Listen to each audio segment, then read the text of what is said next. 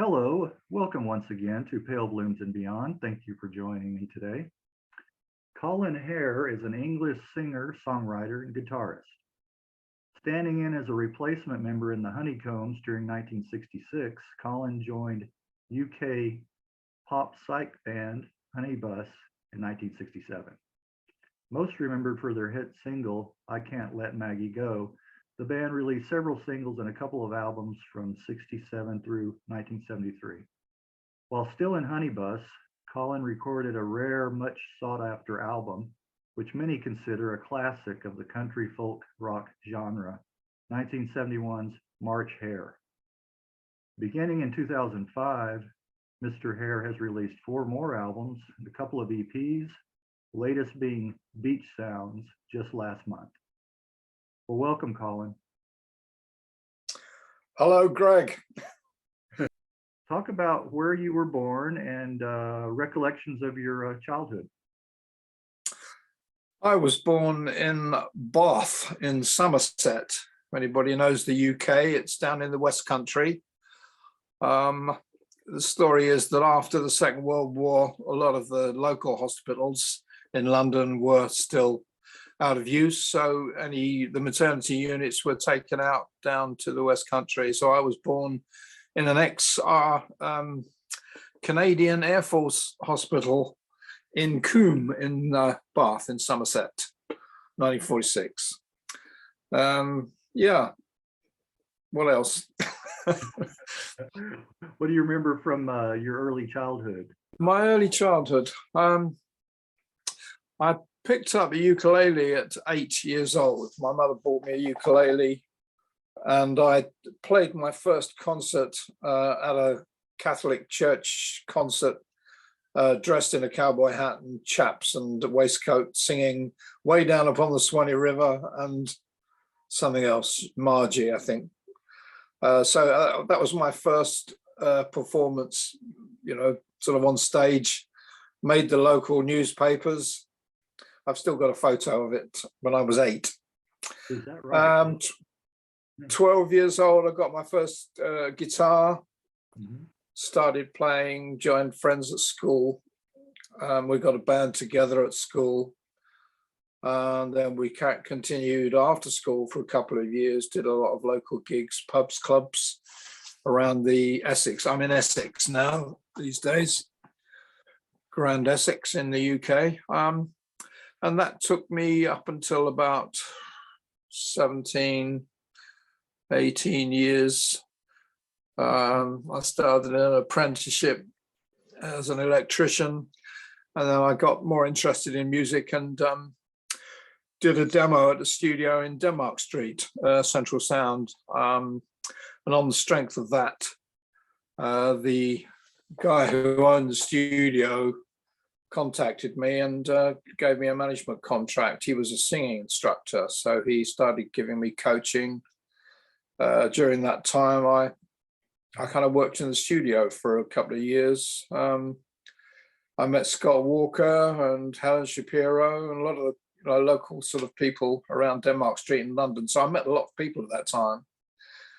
And from that, actually, I did my first recording with George Martin at Abbey Road Studios. I wrote a couple of songs, and Freddie got me this gig with George Martin, and he did the string arrangement and everything. So it's great. It's just, the only problem was that he was getting so busy with the Beatles at that time that he dropped a lot of other people, and I was one of those that was dropped. He didn't have. Well, at least he didn't drop you on your head, though, right? No. Well, after that, I joined the Honeycombs. Okay. I had an audition with John and Anne Honeyland Tree, and started gigging with them. And we did two months in Tel Aviv in Israel. Yeah, that was probably my first taste of pop stardom, really. Well, let's go back. Let's go back a little ways. We're kind of jumping ahead a little bit here. I was going to ask you about some of the earliest music you remember hearing in the household. when you were Oh, little? crikey. My mother was into classical, really. I mean, she liked Rachmaninoff and a lot of quite heavy duty classical stuff, really. So I was brought up with stuff like the Warsaw Concerto, and I probably picked up later during Honeybus as well, because Ray and Pete were into classical music, and I started listening to Bach more and Mozart and Vivaldi. But as a child, I can remember, was it Peer Gynt, Purcell, quite a lot of those classical music my mother liked, yeah. So I had a background of classical music in a way, yeah. Were either parent musically inclined at all? My mother played piano a little. She showed me the chords on the ukulele. She could have done so much more. I think she invested her musical thing in me, really. She wanted me to take it further where she somehow wasn't able to, and she had the children. Mothers don't get a chance to do stuff like that. Well, they didn't in the old days anyway. Right. She was musical. She always said her sister was a better pianist than her, but she didn't continue with the ukulele, and I did. So that was really how we started. Yeah. I think that's interesting, because I've talked to a couple of other musicians that start out with the ukulele as well. Why was that? Was it just it was affordable, or what? Why was the ukulele affordable? I guess so. Yeah. I mean, there wasn't a lot of money around in those days.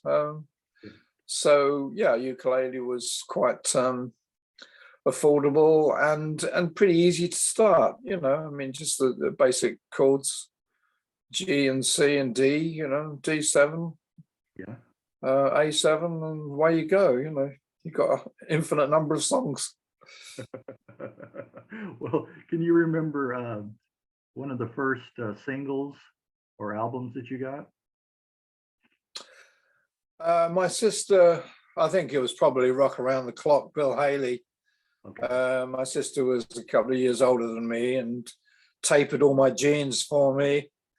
I mean, that would have been probably the first record we had. Oh, she was into Andy Williams and all the general stuff that was popular at that time, really. But I mean, as I started playing guitar, it was very much Cliff Richard and the Shadows in the UK then. Right. So all the bands were modeling themselves on the Shadows. So that was our first thing of learning all the instrumentals, Apache and loads of other stuff. So, but they were quite interesting tunes anyway. Quite a lot of interesting chord sequences, which always intrigued me. I'd always have to sit for hours and work the chords out and get them right. Well, I've heard how influential Hank Marvin was. Yeah. Well, on everyone. I mean, like Mark Knopfler, everybody kind of hails Hank as the godfather, really. Can you remember one of the first concerts that you attended or went to?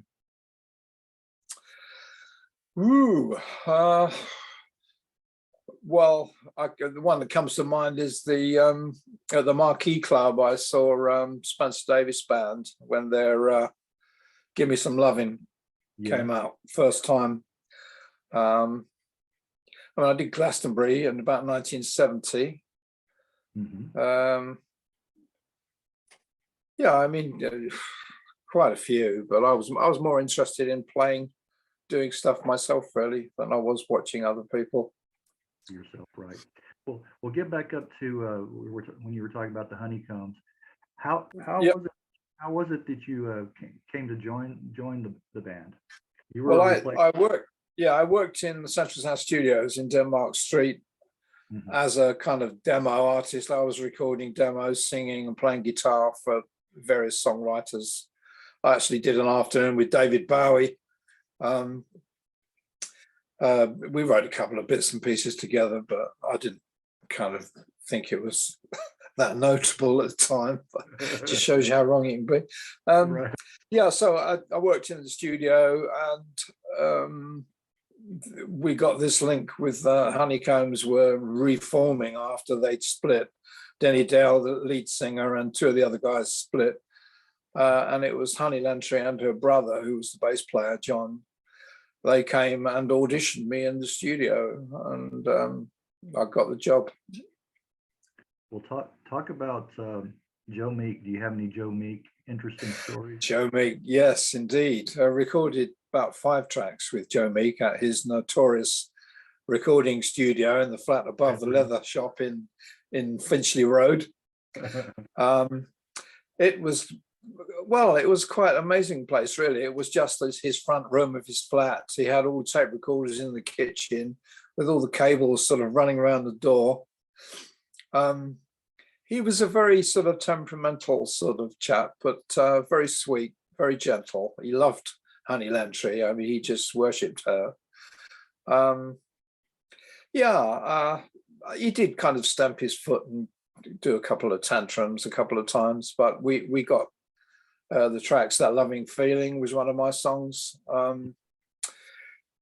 Should a Man Cry, Ken Howard and Alan Blakely's song. And there was a couple of Joe Meek songs I think we did. I did about 5 tracks there, which I think there was a single release, That Loving Feeling, and it might have been Should a Man Cry on the B-side, I can't remember. But we didn't get a hit with it. Yeah. But Joe was, I can remember one thing, he came up to the microphone with because we were doing harmonies, and Anne Lantry and I were sort of singing on one mic, and he came up and put this sort of cover over the microphone. He said, "This is a condom for the microphone." So, just silly little things like that. But he was very sweet. It was great tragedy, really. Great. It wasn't that long before he ended his life, really. I can't tell you the year it was, but it wasn't long after when everything went downhill for him. Right. Great shame. Yeah. Yes. I mean, a brilliant mind in some ways, and very. Yeah, he just had a great sort of technique of, he had his own distinctive sound, really, of producing. He always tended to speed the tapes up, so everything sounded a little bit chipmunky, but it tightened it all up, Yeah, I remember hearing Telstar for the first time. Yeah. Yes. Well, it was just so much part of the 60s. Telstar, I mean, was just like, it was just a classic for the whole era, wasn't it? Amazing. Yeah. The space age. Yeah. Right. I think Phil Spector picked up a lot from Joe Meek too. I think he Yeah. I mean, that's right. I mean, he created this massive sound with loads of instruments and loads of reverb and everything kind of well, just swelling around, but it was awesome. I mean, it's amazing recordings. But I mean, once I got with Honeybus, it was very much stripping it back to the basics. I mean, we tried to use as little reverb as possible. Reverb was a no-no. Compression was a no-no. We didn't use compression hardly at all. Yeah. So if you listen to some of the early Honeybus tracks, they're very basic kind of sound, very raw. Yeah. But that was how we liked it, really. Yeah. But you also, because of that classical influence, you introducing the strings into the song.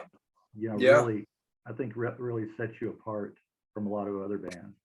And lots of people used violins and strings as an effect, but I think the difference with Honeybus was that Pete Dello was an aspiring classical instrumentalist. He was learning violin and notation, figured bass, and all these kind of things. So he was using it when he wrote Do I Still Figure in Your Life? The string quartet, it was a proper classical string quartet, and that was the difference. And And if you listen to it, the strings are quite dry. They're not all swelling around in bathroom sort of sound. It's all very, very close and tight and dry. And that is a completely different sound to the kind of pop sounds that were around. Right. Well, you can hear, and I'm sure you've heard this hundreds of times, but you can also hear the Beatles influence, especially in that song. Sure. Absolutely. Yeah. I mean, we got, as Honeybus, we got an invite to Yellow Submarine when that came out, the film. We saw the film at the cinema in London. I think it was the Odeon, Leicester Square. Yeah. And there were all these people dressed as blue meanies throwing apples into the audience. I think the Beatles were there as well. I don't remember seeing them, but I think they were there. I remember Yeah. when I was really young. I remember on the back of some cereal box. You know how they used to have all these promos? Sometimes they'd have these little flexi discs, but Yeah. this was some stickers that they had of the Blue Meanies and all of the characters from Yellow Submarine. I remember that. Yeah. Awesome. Yeah. Yeah. I've got the soundtrack album, which is classical George Martin arrangements.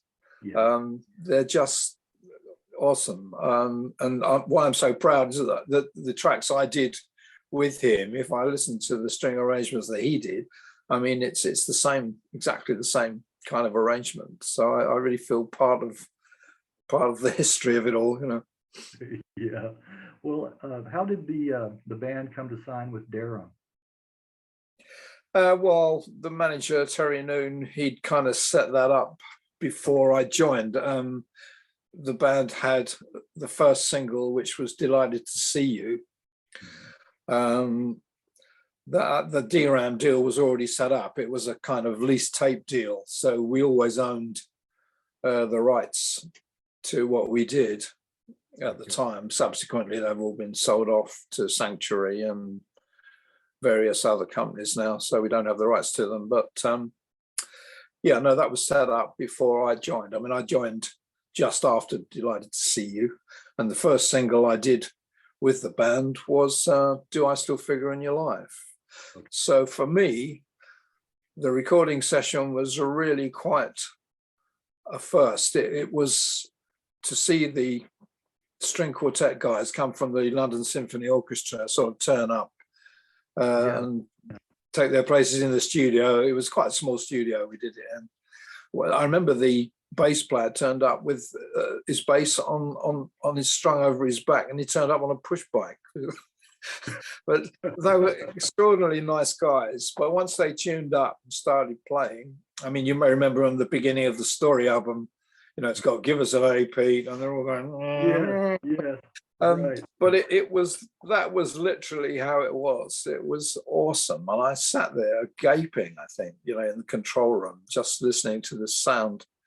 So for me, that was a real first. Yeah. And all hail to Pete Dello for doing the arranging and conducting it all. Right. You did play on I Can't Let Maggie Go, right? Oh, absolutely. Yeah. Well, were you surprised how big a hit that became? There was a sort of energy bubbling at the time. The band, we kind of came together, and the good thing about the band was we really enjoyed each other's company. We used to get together and wash the van together, and we'd hang out together, and there was a really great feeling going. And somehow, Do I Still Figure in Your Life had made a lot of noise on the BBC. It had lots of plays and lots of accolades, but it didn't make the charts. But Maggie somehow just came up, and that was it. It just went straight in because we'd built up a momentum by then. I think it takes a little while to get a momentum going. And it was just one of those songs that DJs just picked up and played it. I mean, Kenny Everett played it all the time, and all of the guys, John Peel, David Simons, all the London radio shows were just playing it continuously. I mean, we didn't have to spend money to hype it in. I mean, they just picked it up because they liked it, which was nice. Yeah, yeah. Were you yourself ever able to do a Peel session? John Peel Um, yeah. I mean, did loads of BBC sessions at Maida Vale and Charing Cross. There were several studios in London. We did some live lunchtime ones where we actually played on stage to an audience. Okay. With a big band, that it was like a light little sort of variety show, really. But yeah, I'm sure. I mean, we did do John Peel's show. We did loads of them, but I don't know that he was actually in the recording studio producing it. I mean, he was the DJ. The programs were taped, Yeah. but you only had like one shot at it. You didn't get a chance to sort of go over and over it. I mean, you just were sat down, plugged in, and we played. That was it, done, finished. Yeah. So it was. So they got quite a live sound. We did try and educate the engineers a little bit, but they had their own way of producing. But Pete was constantly saying no reverb. God's sake, turn that reverb off the vocals. But I mean, really, some of the BBC tracks that are still around on CD have got quite a good sound, considering. Yeah. I'm thinking of things like Francoise and track that was a BBC recording. Mm-hmm. I mean, really, that's quite not a bad sound. What? Why do you think Pete Dello quit like shortly after I Can't Let Maggie Go was released? Well, that's quite an issue, really. Not only did he quit, I mean, he didn't tell us he was quitting. He just suddenly was gone. Terry just called us up into the office and said, Pete's left. And this was like 3 months after we were in the charts with loads of gigs coming in. It was inconvenient, to say the least. I think he had a bit of a breakdown. I think he Do I Still Figure was a song that he wrote after his first divorce from his German wife. And just after I joined, he did a trip to Germany to try for a reconciliation, but that didn't work. And he came back and wrote the song, and it was from the heart, that song, and he meant it.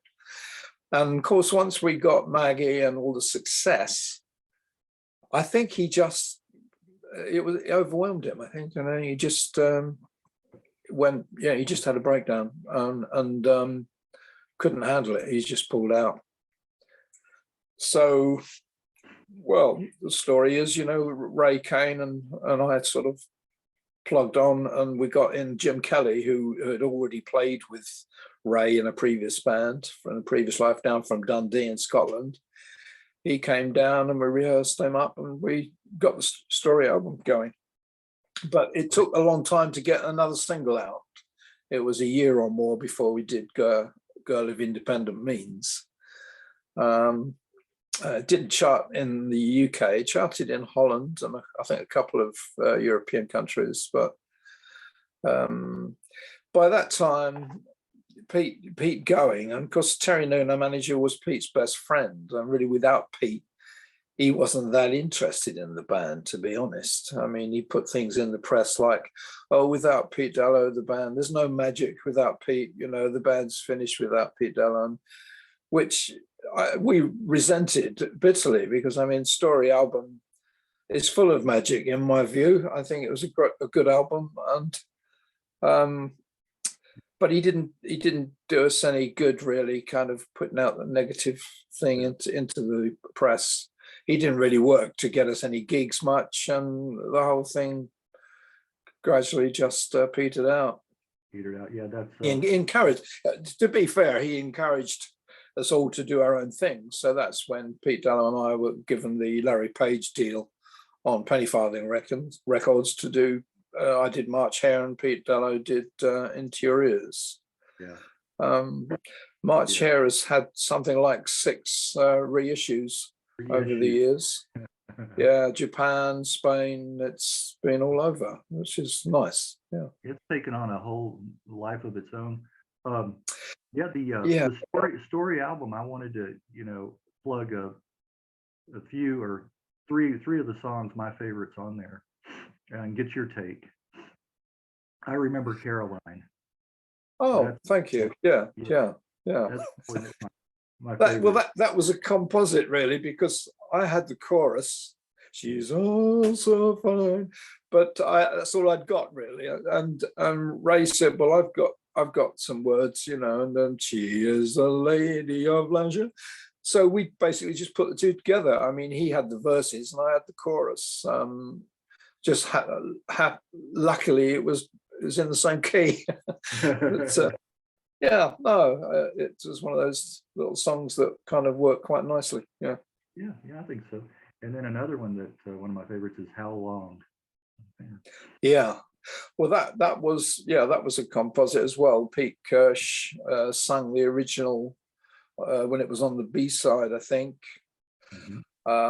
And then the album version, which came out on Story, was sung with the same backing track, but sung by Jim Kelly took the lead.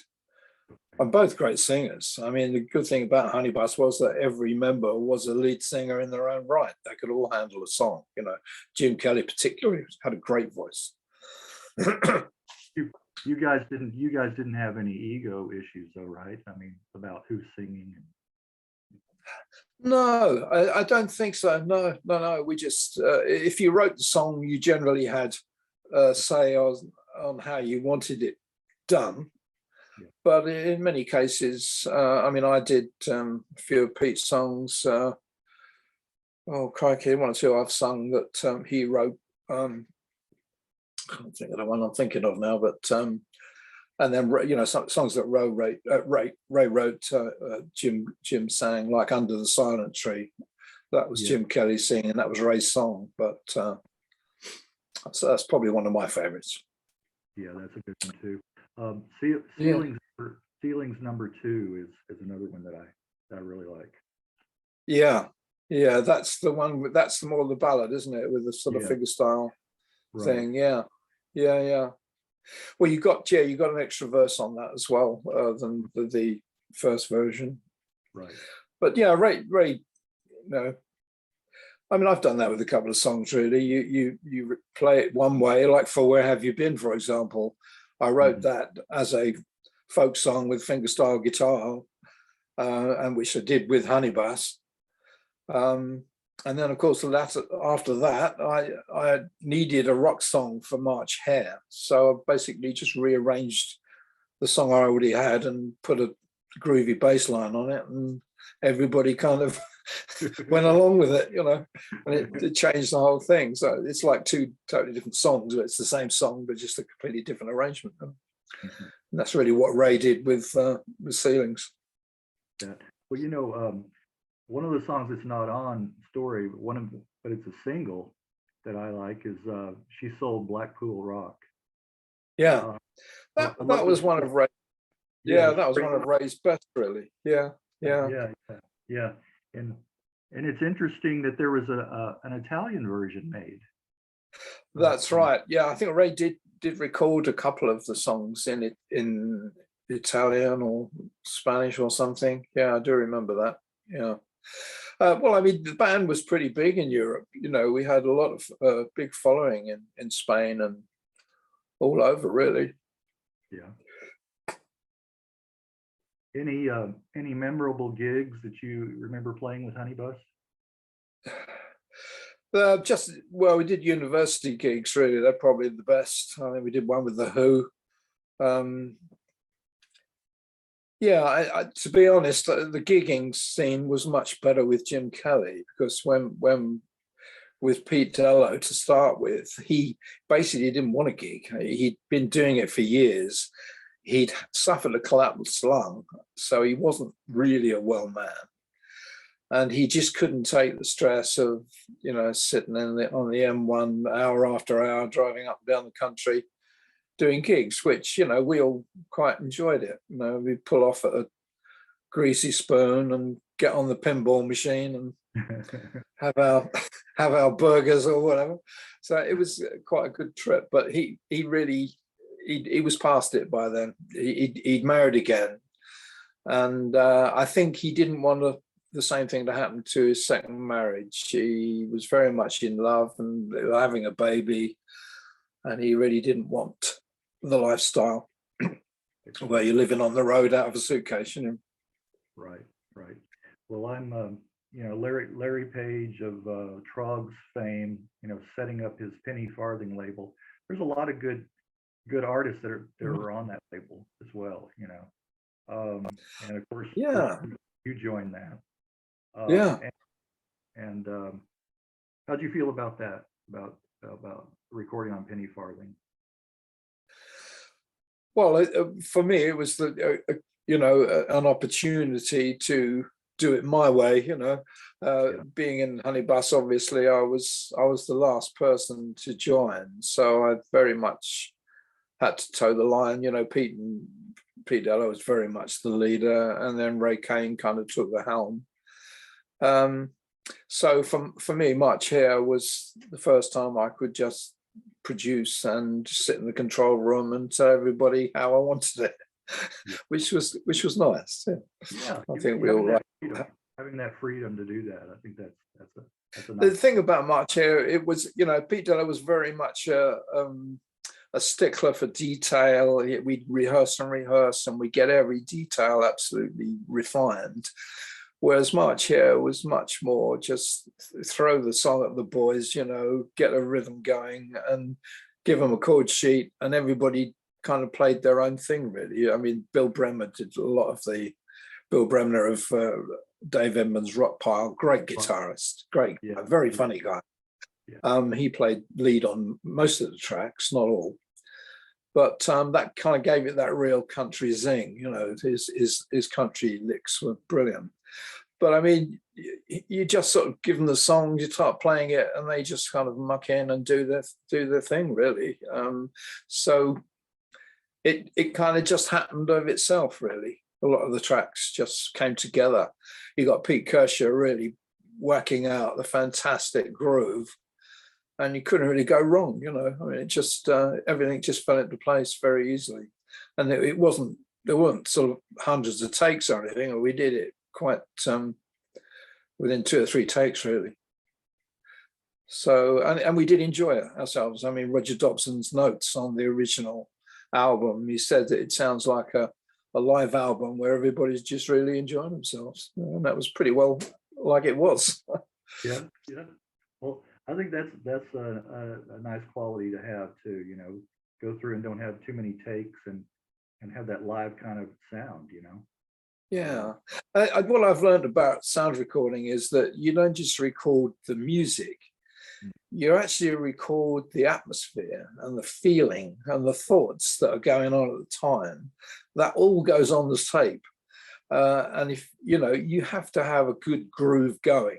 If you've got a groove going and you're really all enjoying yourself and really going for it, then that shows on the recording. It just, the vibes just come through, So it's but that's what I've learned over the years, because endless rehearsing, and towards the end, when we reformed with Pete Dello, he kind of came back in a much more intense way, but for my money, some of the tracks were a little bit, you go past the point. If you over rehearse something, you kind of lose the magic.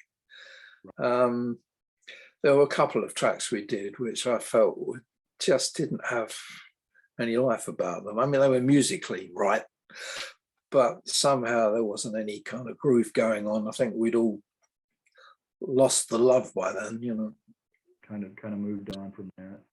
Yeah. Well, I've got my selection again. I want to hear your input, your take. I think my favorite track on March Hare is "Find Me." Oh, really? Yeah. Well, and I like the ocean, the sound of the ocean in that. Yeah. There's a story about that, actually. When I recorded it, the guy, Freddie Winrose at the studio, he had this BBC sort of LP of soundtracks, So I said, have you got any sounds of the sea or anything. So he had put this track on with the sea, and about 2/3 of the way through the song, the track finished, and the next track was a tap dripping. So you suddenly got this bloop, bloop. So we had to cut and kind of cut and paste the sound of the sea on again. But, no. yeah, no, it created a sort of an atmosphere that I felt was right for the song. By that time, I'd got into philosophy with Ray Kane, Hindu philosophy, so we were very much on a sort of spiritual kick at that time. So that's hence the song, really. Yeah. I'm glad you like that. Yeah. A close second would be To My Maker. I think. Oh, yeah. Well, there's another one. Yeah. Wonderful track. Yeah. I was quite, what shall I say, not impressed. I was really felt complimented by the Pugwash, the Irish band. Tom Walsh actually did a version of To My Maker, and it was a nice version too. Great. I'm not sure which album he put it on, but it was a good version. Good version. Oh. Yeah, and then coming in at third, I would say Bloodshot Eyes. That's another one. Yeah. I can definitely relate to that one. Yeah. Well, again, that was my sort of probably one of my first chances at writing a string arrangement. You know, I mean, I think, as Pete Dello said, he left, but the fact that he'd done it, it kind of left Ray and I with the opportunity to say, well, if he can do it, why can't I? So I sat down with notepaper and worked out the string parts and proudly presented them to the string quartet, who didn't scream in horror and say, God, we can't play this. No, it worked, you know. I mean, there probably were one or two wrong notes, but you know, we got over that. And yeah, so it's quite nice to hear something you've actually sweated blood on writing out, taking ages, and then you hear the final result. That was nice. Yeah, I mean, Bloodshot Eyes has been, you know, quite a few people have said they like that. So probably one of the strongest songs on the album. Yeah, I would say so. And then another one, New Day, is another really nice track too. Yeah. One of the ladies painted a picture actually and dedicated it to New Day. I've got it on my wall. It's a really nice picture. It's like a bit like a maze, and this kind of pathway going through all the trees, finding the new day. Nice, very, very new agey, you know. Yeah, well, that was nice. I actually wrote that at Glastonbury Festival about 1970. I was sat outside my tent, and there was a guy in the next tent who had a flute, and I started just playing this bit, you know.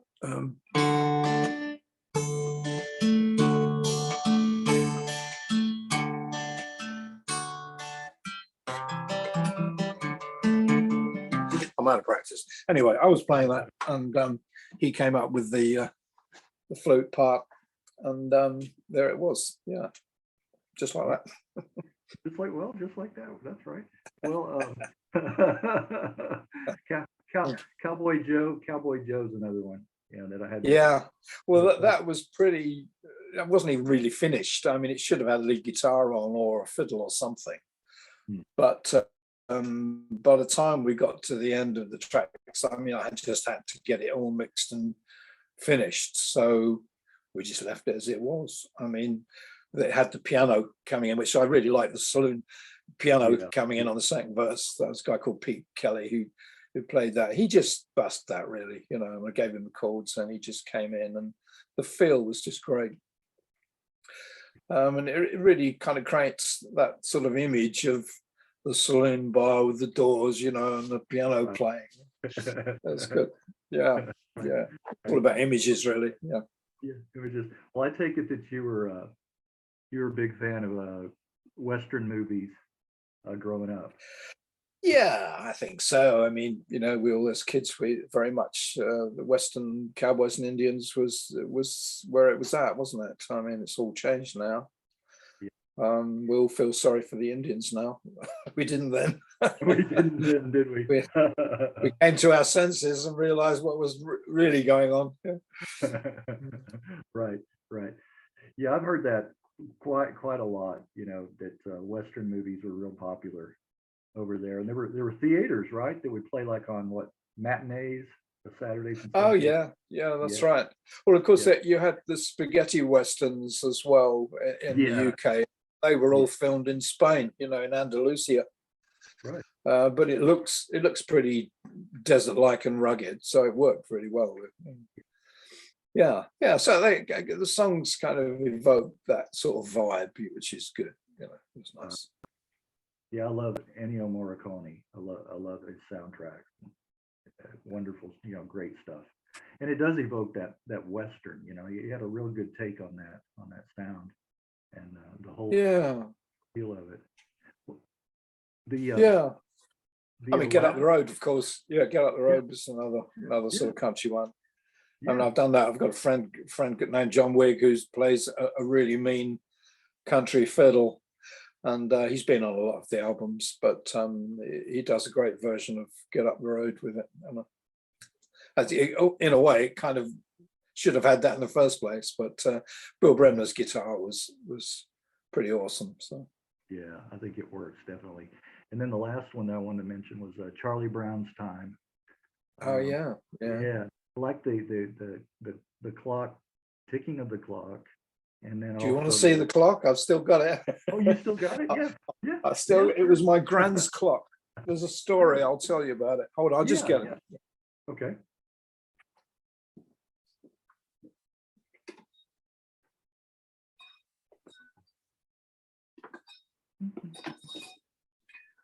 Here is the very clock. Looky there.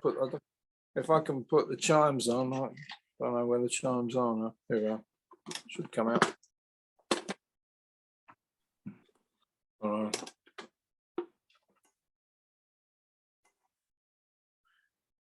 maybe they're not wound up. Oh, never mind. Anyway, that was the chimes. The story when I. There we are. I heard a little. Yeah, when you moved it. There we go. It's not really very well because the story is when I went to the studio, I was in my van with bass guitar, acoustic guitar, and the clock and lots of other bits and pieces, and my van broke down. So I had to leg it and go the rest of the way on the underground up to LWT Studios in Wembley. And I dropped the clock on the underground, so it didn't do it a lot of good. But the chimes still worked. So Pete Kirsch played the chimes, which, it's been quite a sort of a, it's a great atmospheric track, but it's one of those things that just is very individual in itself and memorable in a way. Right. I always like it when musicians do that. They add, a little atmosphere, like with that, and with the C, which you used on, the previous, Find Me. That always helps. I think it helps. It adds to the. Yeah, I mean, I've heard comments about that track. That there was a guy in our office called Bill Fay. I don't know if you've heard him. Oh yeah, Bill Fay. I mean, he did a lot of that sort of stuff. And somebody did say, would Colin Hare have written Charlie Brown's Time and sang it in that way if he hadn't heard Bill Fay? And he's probably right. I mean, it's very much in Bill's then style. It is. Well, moving ahead. Well, let me ask you first. You surprised at how this album has withstood the test of time, March Hare, and that you've gotten so many new fans over the years, and it's just. Yes, I mean, when it was released, I mean, it went out with a whimper, and we never heard another thing. I don't think it had any promotion. By that time, Terry Noon had sort of given up on us, and it went out there, and I don't think I heard it on the radio or anything, really. There wasn't anything going. So we just all got on with our lives and forgot about it. It wasn't until 2002 when a guy called Andy Morton had got in contact with Pete Dello and said, would you come and do a festival in Spain, Pop Festival in Galicia? And Pete phoned me, and he sounded pretty anxious about it. And I said, well, you sound like you need a bit of backup, Pete. You know, do you want me to come with you? You know, and he said, oh, yeah, I'd love that. He wouldn't ask me, but I did. So we went out in 2002 to this festival, and I just thought I was there sort of, you know, backing Pete and being part of Honeybus. But when I got there, there's queues of people coming up for autographs with March Hare. You know, I mean, I didn't know anybody had heard it. So that really inspired me to write more songs, to be honest. And that's when I did Like a River and a couple of other things I put out after that. But I just had no idea that anybody had heard it. So I was completely surprised. But since then, of course, it's been reissued in Tokyo, and Hanky Panky Records in Spain put a version out, along with Pete Dello's Into Your Ears. Yeah, and it's been put out several times since then. So yeah, it's been quite nice. It's been a nice success really on that one. Yeah, I find that I've interviewed or talked to several artists like that had an album that they thought that, you know, that was never going to reach many people, and years later there's this resurgence of interest. I think the internet it's like it filters out there, people copy it and, you know, give it to their friends and play it to their friends, and over a period of years, you know, it gets out there. I mean, it's everywhere, Australia and States. Yeah. So it's nice. It takes time, but, you know, got there in the end. Right. I think I always say this, that quality music is going to really knows no boundaries in time. Yeah, it's kind of timeless, you know. Right. I think stuff that's done in the right way and from the right sort of motive comes out as timeless. And a lot of the stuff, particularly Honeybus did, but I put March Hare probably in that category, that it wasn't done in any kind of fashion at the time or going along with any kind of trend. We just did it because that's what we wanted to do, you know. And it's still, I mean, you can still listen to those tracks today, and they're just as fresh and exciting and interesting to listen to. You know, it's nice to have something that's completely timeless. It's beyond sort of time.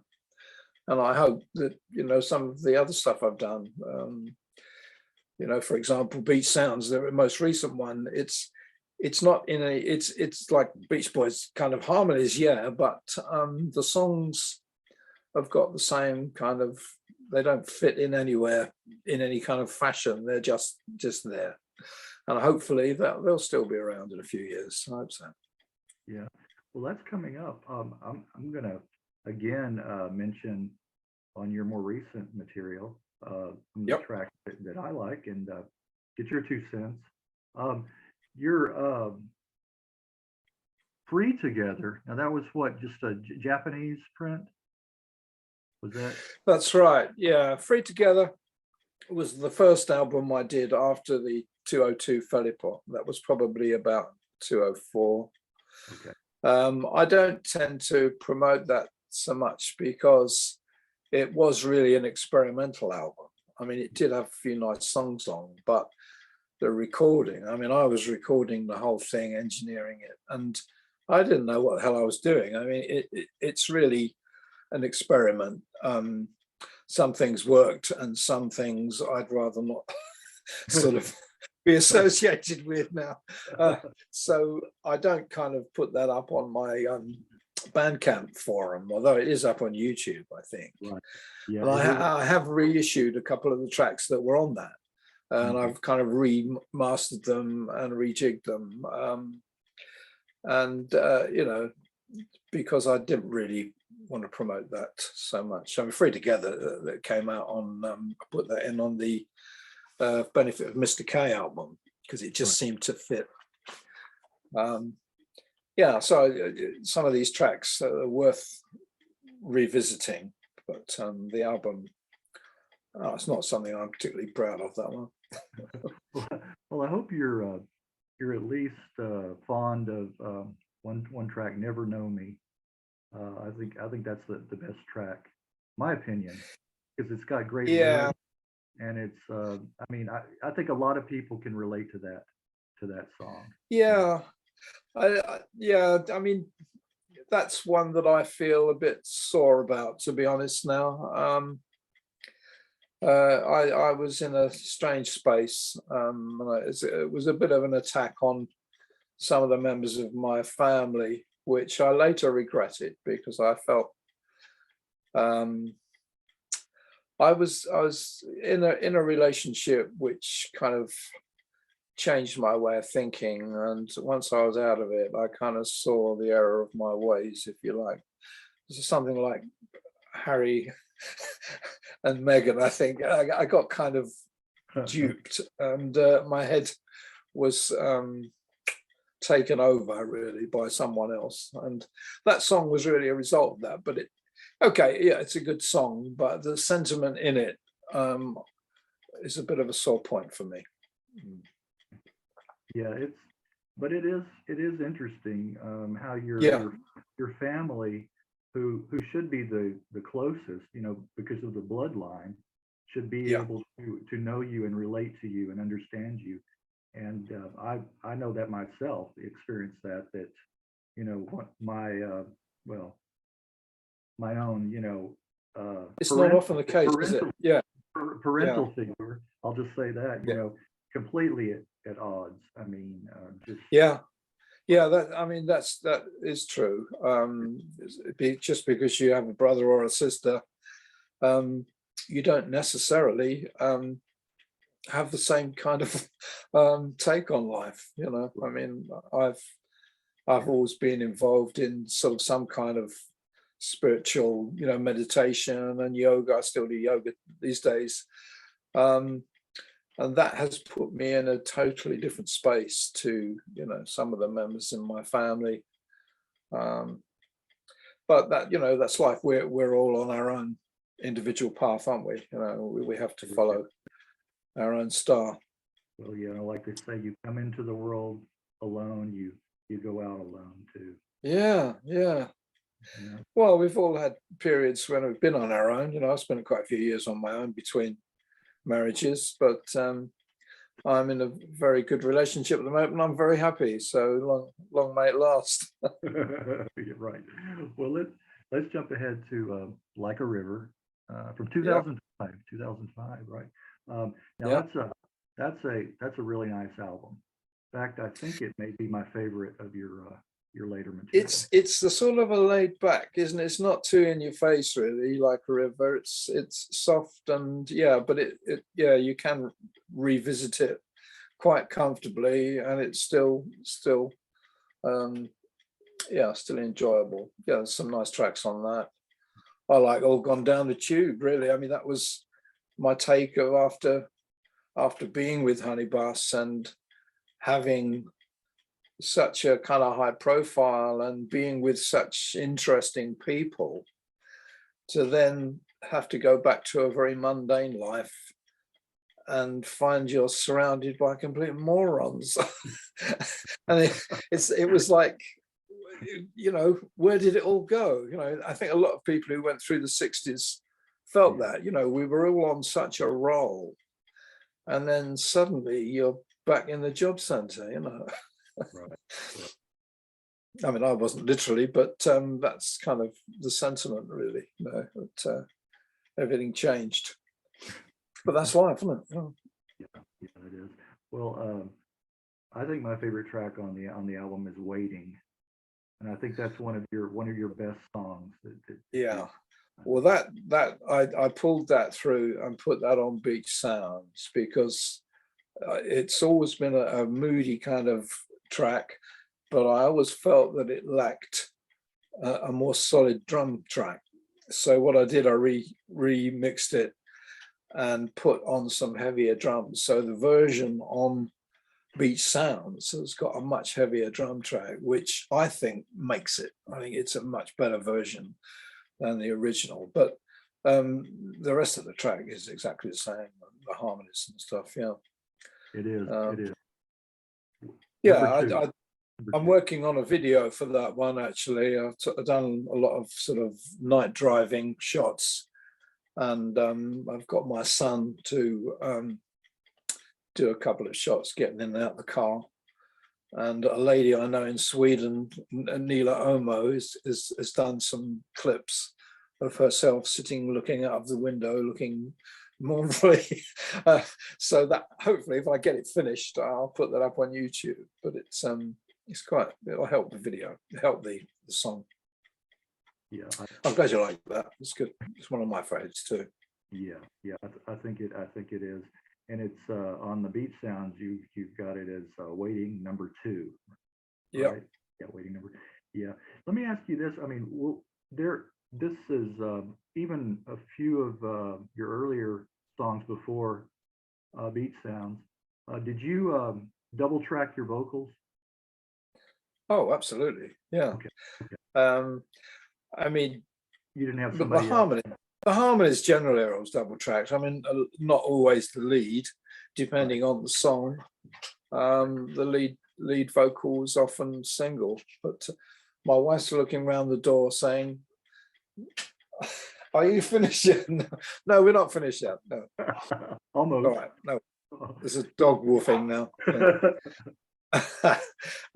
Yeah, no, I mean, when you're doing sort of 3 or 4 part harmonies, we tended in the bus we sang like 2 up on the microphone, rather like the Beatles, so we didn't double track it so much as 2 of us sung the same line. Right. So it came across as double tracking. But I mean, obviously I work on my own now, so everything I do generally harmony wise is double tracked. Well, without reverb. Yeah, it really works. It really works. It gives you a really unique kind of vocal sound, I think. It really does.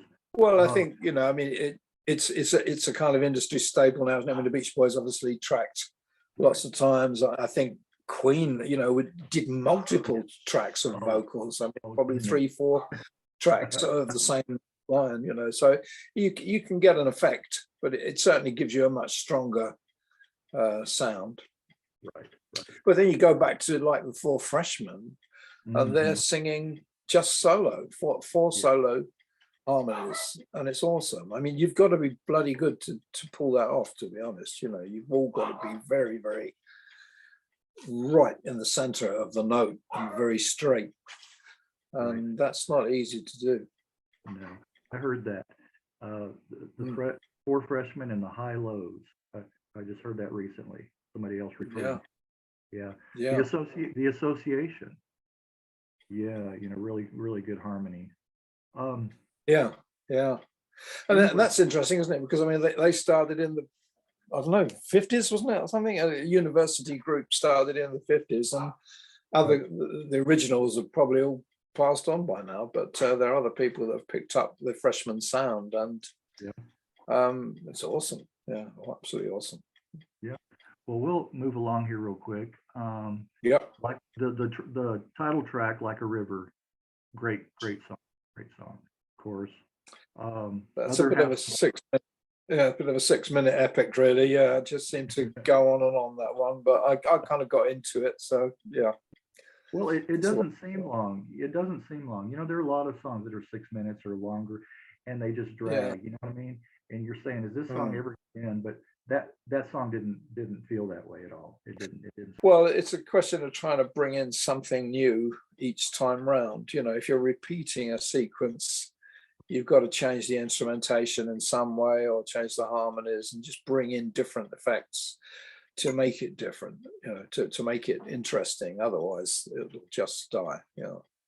But that was, I don't know where I pulled the helicopter out of somewhere. I think it was on my keyboard sound. I don't know quite why it's there, but it does seem to fit at that point. Yeah, it's what it's really wild, all the sounds that you can make with a keyboard these days, or a synthesizer. Or, Yeah, you know, yeah, it's, yeah. It's kind of just a little bit self-indulgent, I suppose. Really, just going into the imagination. But yeah, yeah, why not? right. Well, other half of my heart, heart music, and Stars on Sunday. Yeah, Three yeah, other that are really nice on that album. yeah, yeah, yeah. Well, I mean, at that time, I was, very much in love in a relationship, and very inspired by the relationship, and some of my best songs were written then. Strangely, you say this love will never come undone. Was it In Waiting? Love will never come undone, but it did actually, in a very uncomfortable and painful way. But there you go. That's life. Yeah, that is I've still got the songs, right. That's right. That will always be there. Yeah. And then the Down from Pittswood EP. My favorite track is Incredibly Bad. On that one. Yeah. Yeah. Well, as if you've got the sleeve of that, I wrote on the notes that it was on our trip to, I think it was Philip Pop. It was one of the trips to Spain that Andy Morton handed me this CD with the BBC archive tracks on. And when I heard it, I mean, I'd completely forgotten about Incredibly Bad and Follow the Plan. But there they were on the Honeybus sort of BBC tracks. They're very poor quality. But having heard the songs again, I thought, wow, we should do these. Yeah. I mean, so that really did inspire me to redo them. And I got Duncan Maitland, went over to Dublin, and we got the tracks laid down over there. And he co-produced that with me. And Duncan did a brilliant job. Great sound on that EP. Yeah, I just heard actually this week that Down from Pittswood, the track Down from Pittswood has gone in the indie charts at 114. That's like an international global chart. Yeah, which is. Is that right? Yeah. Gone in at 114. How about that? After 17 years. Yeah, I had the interview I did yesterday was another one of those albums that was released in '72, and Yeah. Years later, you get all the resurgence of interest, and it became 2009, I think it was, in the Philippines, I want to say. Wow. The number 2 or 3 album of that year, even though it was from '72. Like it was released in 2009. Yeah. It's It's interesting now that the music does travel around. I mean, with the internet now, it's a different world, isn't it? I mean, stuff does travel all over the place. But yeah, brilliant. How pleased, how chuffed he must be. Yeah. And I like all the play on words that you use with your name on your albums. Well, yeah. Well, Hare's just, it's kind of fortunate, really. I mean, I just started off with March Hare because it seemed, a silly thing to do. But then the Hare theme seems to lend itself to, right. a few other things. Right. It reminds me of the Bugs Bunny cartoons. You ever seen any? Yeah. They use they use hair quite a bit, and that same kind of. Yeah. Well, on the Down from Pittswood EP, Andy Morton did the sleeve design, and he pulled that image of the Hare playing the bodhrán out of a book of magic or something. Anyway, that logo. There's a guy in Brazil who's got that tattooed on his arm. He's a singer-songwriter, Willard Rivero, I think his name is. I mean, that I like that kind of logo. It's like thing that's stuck, and I've carried it through as a little bit of a symbol, as is the hat stuck on top of the guitar. Really, that seems to be a little bit of a motive. right. which I've just carried through. You know. I've noticed you using that. Yes. Big hair. Speaking of hair, big hair. Sometimes I Yeah. get big hair. It's Yeah, I funny mean, I you- should have. I missed the opportunity to have a picture taken with a big wig on. I avoided that because I thought it was a bit too obvious, really. I thought of one. I thought of one from maybe for an upcoming album. If you want to, you could call it Hair Today, Gone Tomorrow. Well, yeah, that's coming. Yeah. I mean, that touches a point that what I realise now after all these years is that the music will just still be going. I mean, I'll be gone, but the music will still be out there. And it's a nice thought. It's nice to think that you can leave something behind, a piece of yourself and a piece of your thoughts, your feelings, your take on things, and that's still going to be there after you've gone. So I'm pleased about that. Yeah. A couple of tracks on Big Hair, It Will Be Forever, and Sitting in the Silence that are both. Yeah. Well, rather like the Beatles did "Fool on the Hill" as a take on meditation. I've done a couple like "Sitting in the Silence" and "Under the Silent Tree." Of course, they're all kind of just nudges towards meditation being it's a key to unlocking your subconscious, really. Years ago, I heard a recording of the Maharishi Mahesh Yogi, and it was called "The Untapped Source That Lies Within." And basically, meditation has always been, right back through history, it's been the key to creativity. The Italian Renaissance, French Renaissance, all these artists were in schools of meditation, So it's a very powerful tool to unlock your inspiration, if you like, whatever you create. If you want inspiration, then you need to dive deep. Right. Well, you hear that, don't want to get too spiritual or religious here, but Esoteric, no. I mean, but that's an underlying message. No. What I was going to say is, across many religions and faiths, you find that,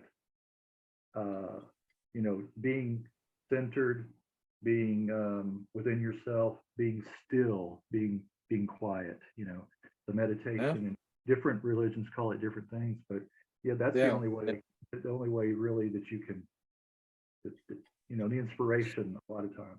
Exactly. Yeah, it opens the door to a much larger mind where the inspiration comes through from. Yeah, I mean, people get inspiration at night when they're in bed asleep, and you suddenly wake up and you think, ding, yeah, that's it. That's it's because you're in that space. Yeah, so you can access that by practicing.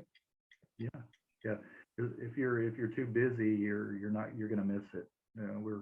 We're all too busy, too involved in busyness to get. Yeah, I mean, the underlying theme with all my albums really is a sound that will stop and bring the mind to peace.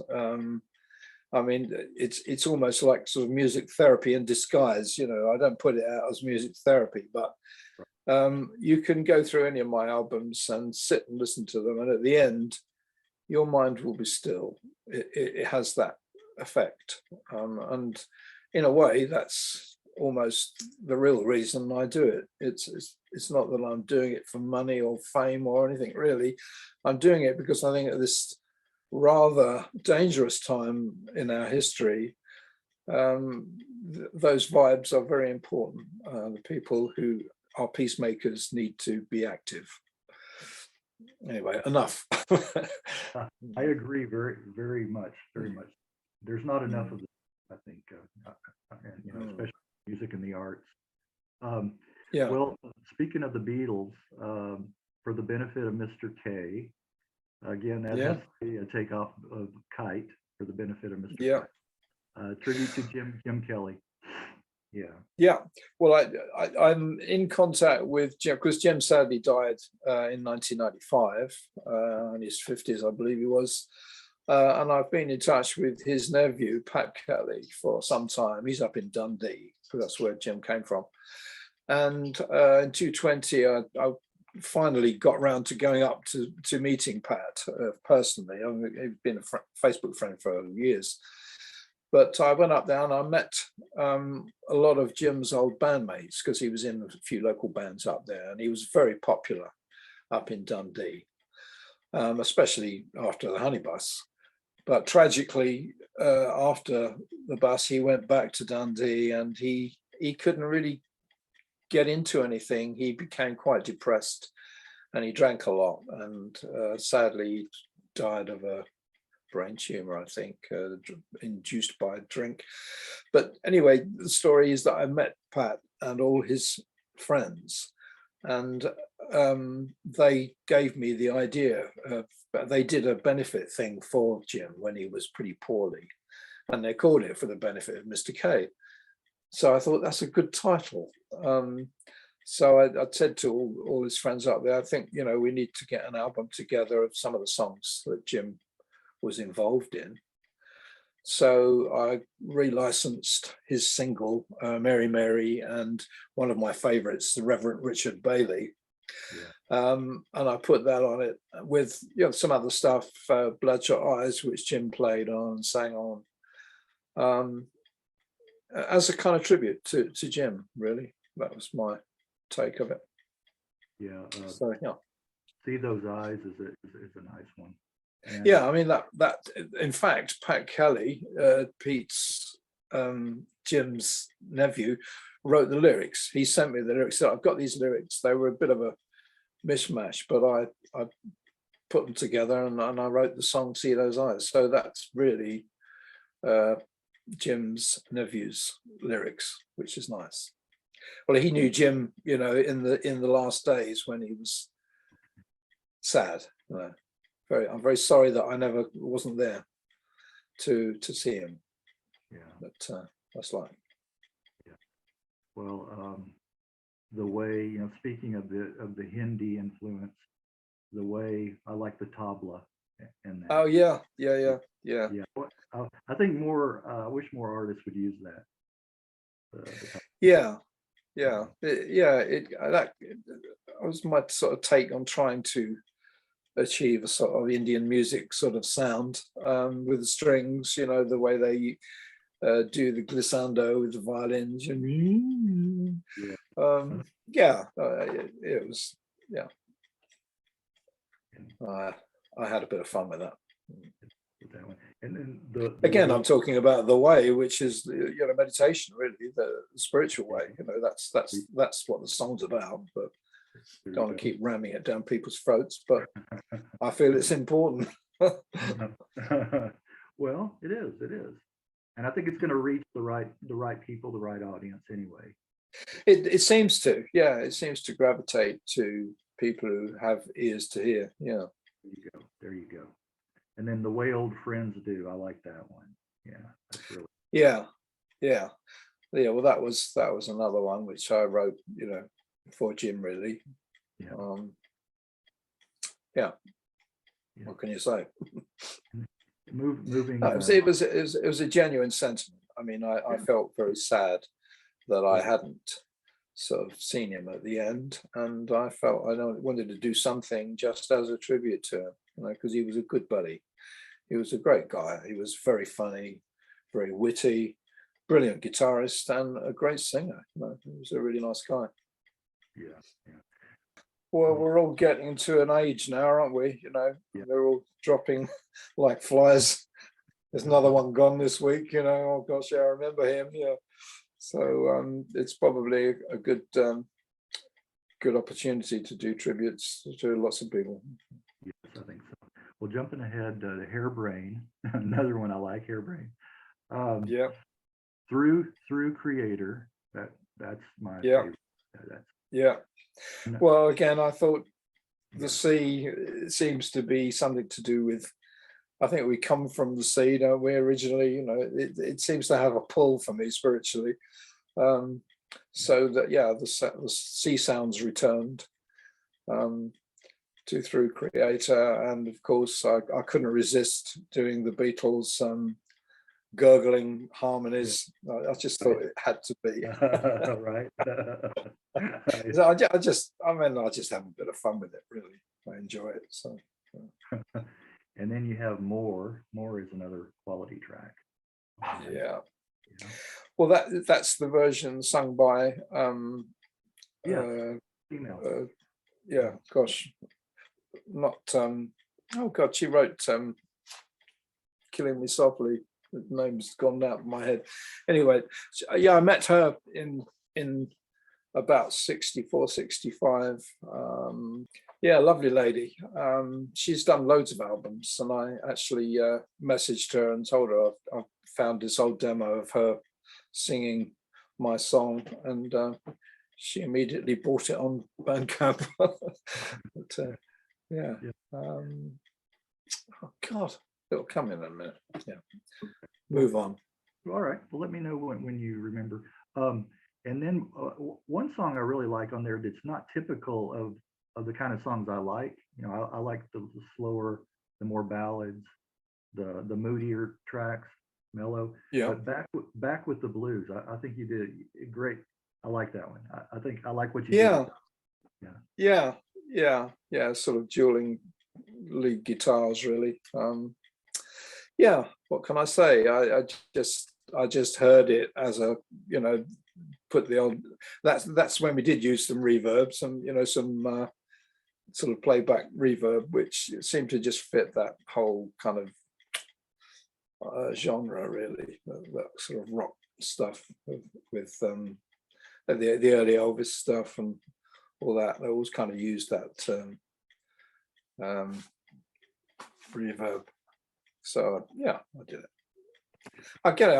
I because I'm not really answerable to anybody else. I do what I like, you know, and I just things I play around with. You know, I just play around with different ideas. Laurie Lieberman, that's it. Okay, I see it now. Laurie Lieberman. Yeah, I see yeah. it now. Yes. Yeah. It said Norman Gimbel. Yeah, Norman Gimbel and Laurie Lieberman. Yeah. Okay. Yeah. Right. I mean, I met her when I was probably about 18 or something. She was probably younger, and she was in London seeking fame and fortune, and we ended up in the studio together, and she sang my song. Wow. She's still got good pipe. She's still got. Okay, we're this is. I just wanted to, you know, on comments on the beach sounds. Now is that going to be a full album eventually? Well, no, it is what it is. It is an EP. It's a 4-track EP. I just had the idea of wanting to do some harmony stuff, you know, kind of in the vein of Beach Boys. Yeah. And those songs came out. But what Brighter Than Bright I had from way back. I had that years ago, but I never finished it. I never found a kind of right context for it. So that came in. The lyrics to Painted in My Heart were given to me by a friend from South Africa. It's an Afrikaans prayer, those lyrics. So that kind of got me in that vein. So I then pulled Waiting back from Like a River, just because that's of a similar sort of genre. And I think it's quite a nice little mix, really, those 4 songs. They all kind of fit together quite nicely. I agree. I think but it's slightly different to the other albums, which have always been a bit of a mixed bag, but that's kind of one genre, really. Yeah, it's got 2 of your finer tracks, I think, that you just mentioned, Brighter Than Bright and Waiting number 2. Yeah. I love both tracks. Really well done. Yeah. On that. Yeah, Brighter Than Bright's got a good energy, isn't it? Yeah, it's good. Good feel good. Yeah, it does. That's what it's about. Yeah, I know your wife's been The chicken's burnt. Gonna be done. She's got dinner ready. That's all right. Yeah. I like caramelized chicken. It's okay. All right. Well, okay. Well, what's on the immediate horizon? Real quick. I haven't got anything going musically at the moment. The Beach Sounds really is the last thing I've done. I've got a couple of other songs that I'm messing around with. In fact, I found another old acetate from my Denmark Street days of the song which I recorded. I must have been in Honeybus because Pete Dello's playing lead on it. It's just the two of us. It's called Say We'll Still Be Friends, which is quite a nice ballad. It's got some nice major seventh chords in, which I'm trying to clean that up and add to it and trying to make a finished thing of that, but it might take a little while. But you might hear it at some future point. We'll see. Right. Hopefully. All right. Yeah. All right. Well, Colin, I'm glad we finally got things together. Yeah. Well, it's all right. No worries. Yeah. Well, it's been great talking to you, Greg. And I hope that you do many more, and will this go out? This goes out online, does it, or something? Or? Yeah, it'll go on YouTube. Okay. And I'll send you the link. It usually takes me about a week or so. Great. To edit down and all that, but I'll send you the link, and you can put it on your social media. Thanks. Yeah, that'd be great. Yeah. There's one or two up on YouTube, so this will be another one. Yeah, great. There you go.